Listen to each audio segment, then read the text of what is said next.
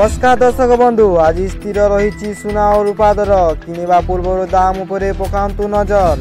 गहना किणवा पूर्व नजर पकांतु केउ सहर रे केते रही सुना दर। तेबे जदियो आपण आज सुना किणवा को चाहुचंती बा योजना करिसंती तेबे प्रथमे जानि नियंतु आजिर सुना दर केते अछि।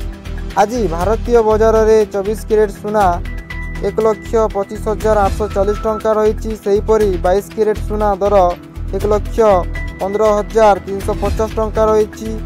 सेहीपरि राजधानी भुवनेश्वर रे 24 कैरेट सुना मूल्य 10 ग्राम पिछा 1,25,840 टंका रही बेले 22 कैरेट सुनार मूल्य 1,15,350 टंकार पहुंची। सेहीपरि मुंबई रे 24 कैरेट मूल्य 1,25,840 टंका और 22 कैरेट मूल्य 1,15,350 टंका रही। नवा दिल्ली रे 24 कैरेट 1,25,990 टंका और 22 कैरेट 1,15,500 टंका रही। दक्षिण भारत प्रमुख सहर चेन्नई रे 24 कैरेट मूल्य 1,26,880 टंका थिबा बेले 22 कैरेट मूल्य 1,16,300 टंका रही।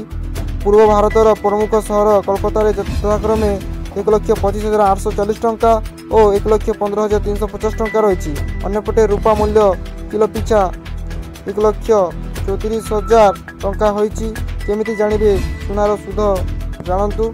जदि आपण सुनार सुधता जांच करबा को चाहचंती तेबे आपण BIS केयर ऐप रे जांच करि परिबे।